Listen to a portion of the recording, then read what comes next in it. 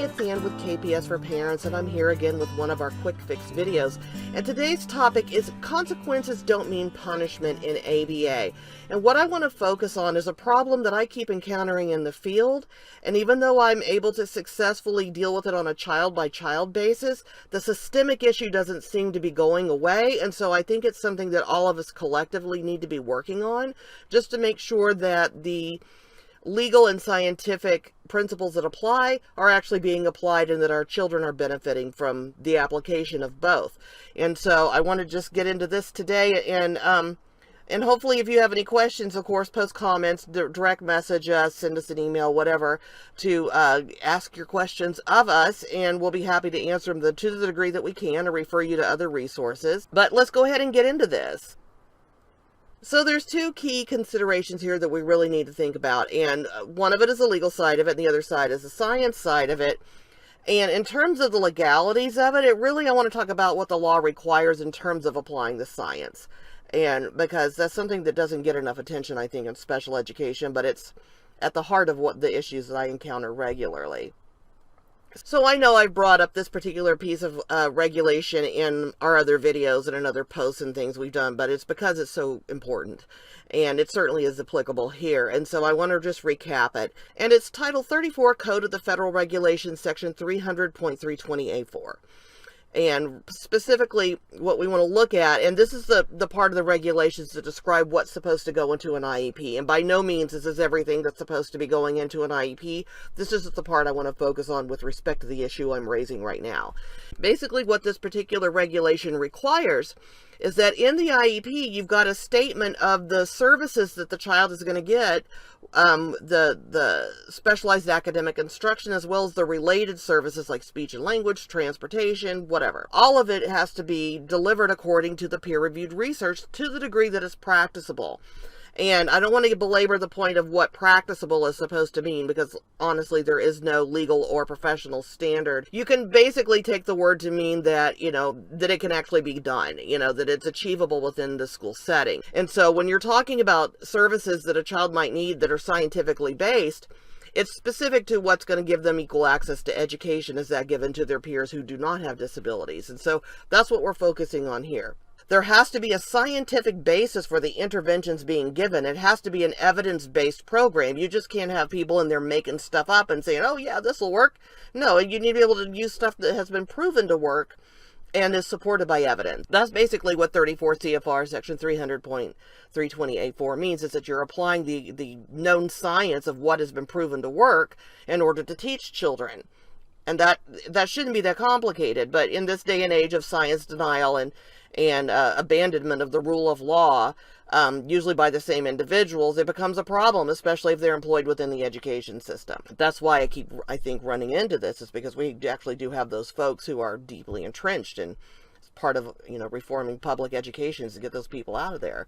So let's talk about the applicable science. Now that we know the law requires the science to be applied, and we actually know which law requires the science to be applied, let's talk about what the science actually is when you're talking about this terminology.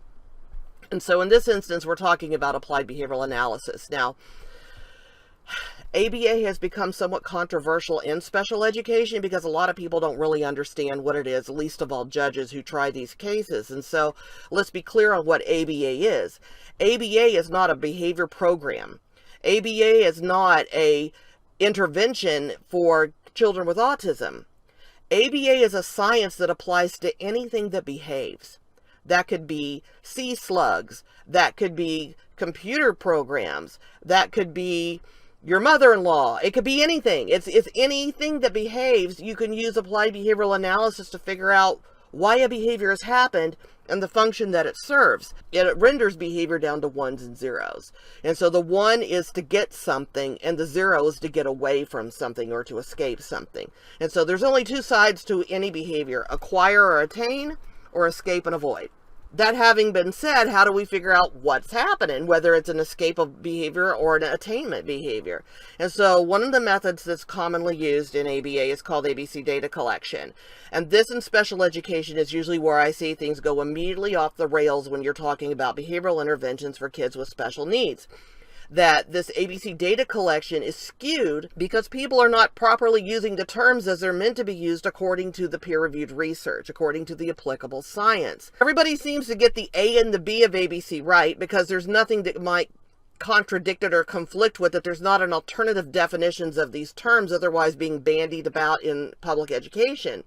But when you get to the word consequence in the public education setting, this is where people get really super confused. Because when you're looking at the traditional punitive disciplinary model of how school districts have historically dealt with behaviors among students, it's all very punishment oriented. And so a consequence is something that gets meted out by staff. It's something that gets delivered by the personnel in response to the students' behaviors. Like if you don't do that, the consequence is going to be detention or suspension, or you're going to have to write 100 sentences, or there's always some consequences delivered by some other person, and that's a punishment. That's not what ABA is talking about at all. And in ABA, you have to remember, as a science, it's using terms in a very neutral kind of way. And so, for example, positive reinforcement and negative reinforcement do not mean what most people think it means when you're talking about ABA. It's like batteries. Positive and negative don't mean good and bad when you're talking about a battery. When you're talking about the poles of the earth, you have a positive pole and a negative pole. That's not good or bad. It's just that they're opposites of each other. In ABA, when you're talking about positive reinforcement, what you're talking about is the presentation of something that's going to encourage a behavior to happen again, a reward of some kind for the behavior. And when you're talking about negative reinforcement, you're talking about taking away something unpleasant that increases the likelihood of a behavior happening. So for example, let's say that you're a child sitting in a classroom and there's an alarm going off of some kind, and that alarm is very distressful to you. The moment that alarm gets turned off, that aversive stimuli is eliminated. And now the environment has become much more rewarding for you to be in because that bad thing has gone away.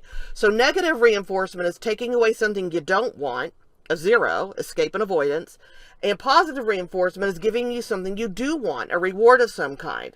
So that's the 1. Again, either you're getting something or you're getting away from something. Either it's a 1 or a 0.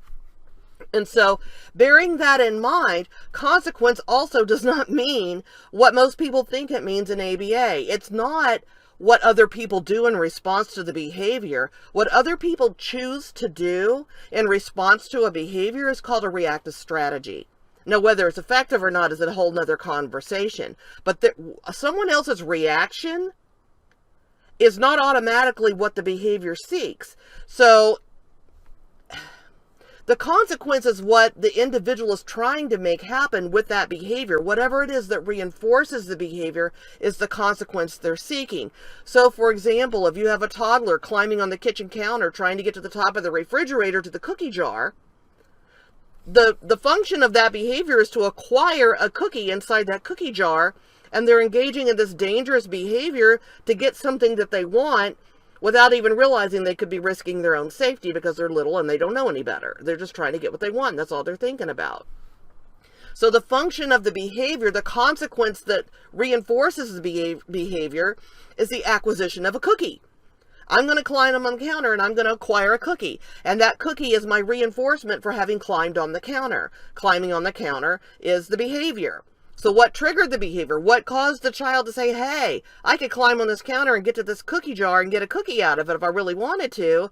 Well, usually it's being able to see the cookie jar, knowing that it's up there.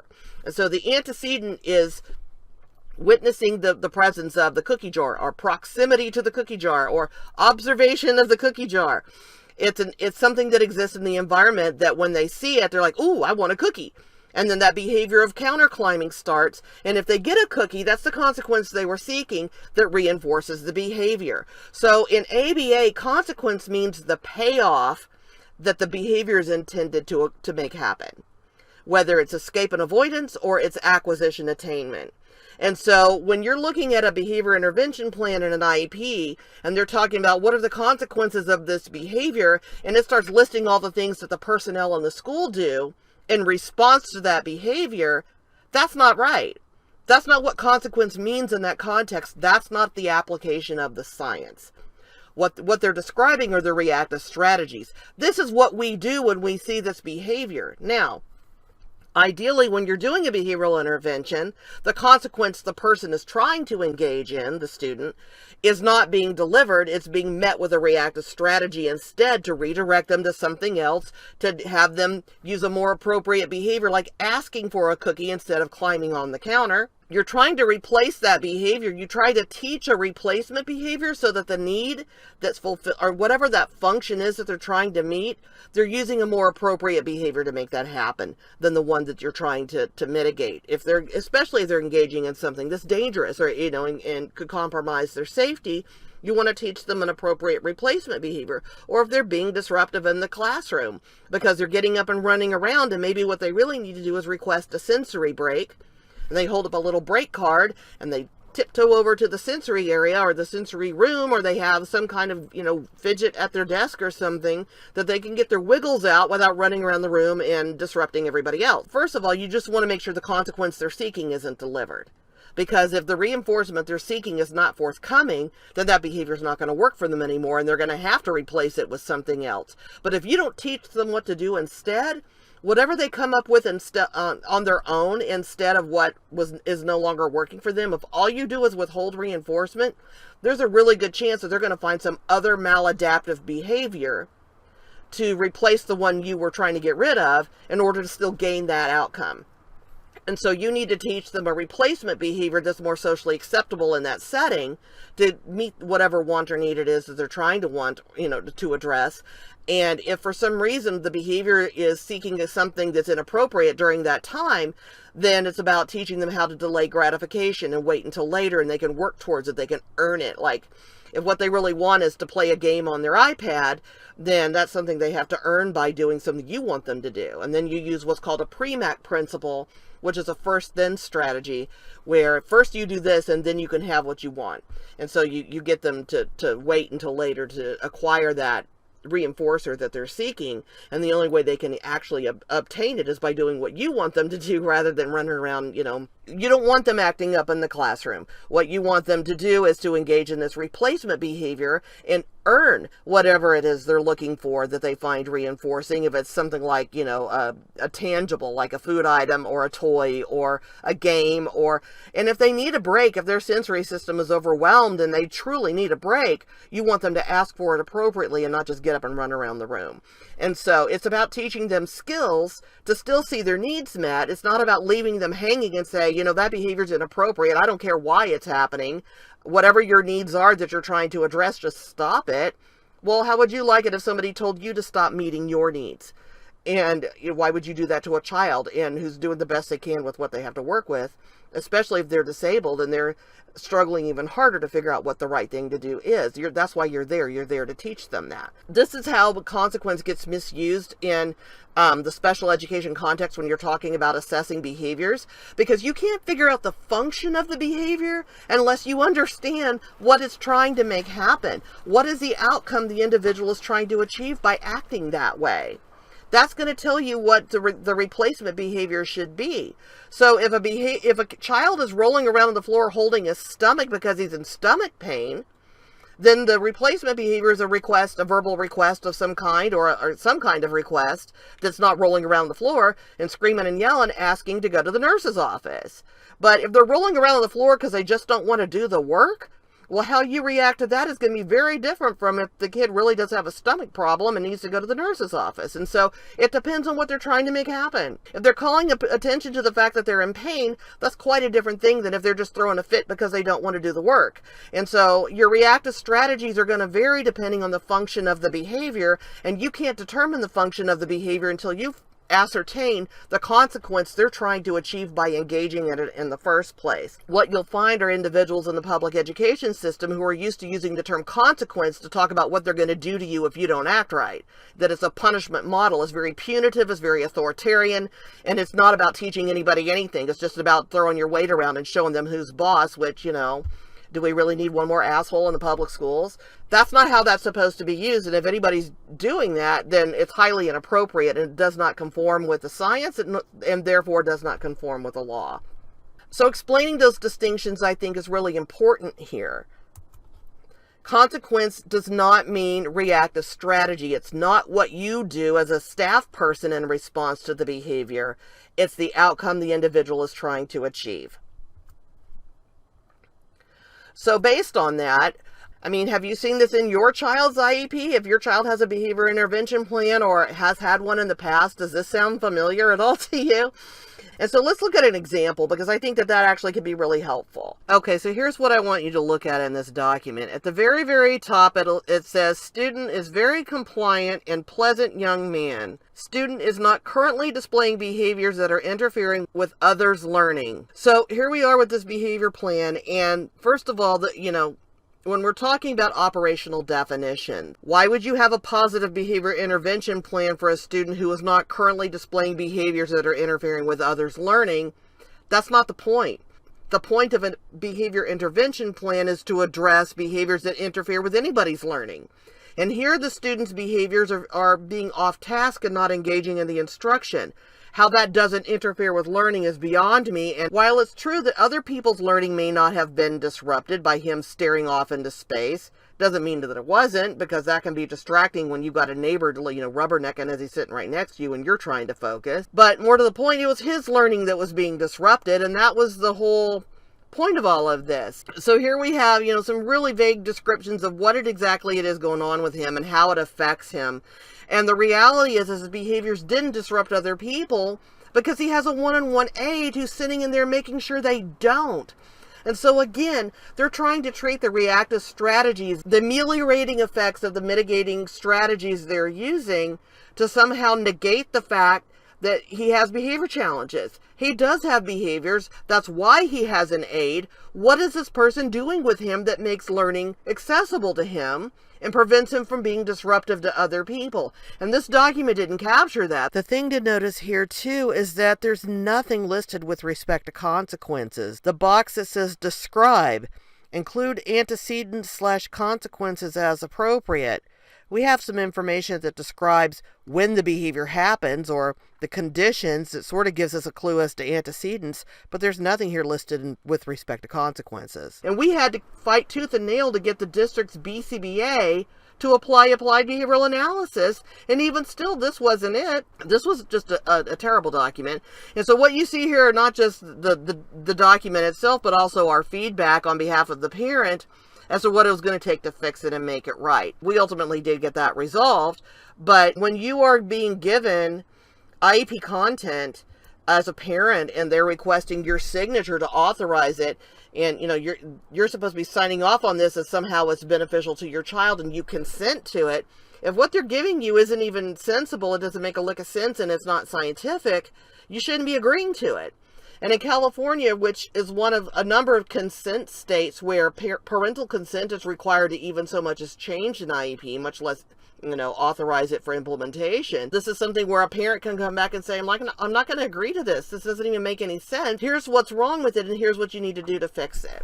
And so this goes just to the point that you can't automatically trust that the documents being prepared say what they need to say, even if the people who are preparing them have all these fancy degrees and credentials that supposedly make them experts. Again, this piece of garbage was written by someone with a BCBA. This person was board certified to apply the science of applied behavioral analysis to the design and delivery of IEPs for special education students in conformity with 34 CFR section 300.320A4, and this is the crap we got. Knowing that, you can't just automatically go in and trust that these people are going to give you expert advice or guidance or conform with the science that their expertise supposedly makes them experts in. You have to be very critical as a parent that, if you're going to, if they're going to do this, they need to be doing it in conformity with the law, which requires them to do it in conformity with the science. And so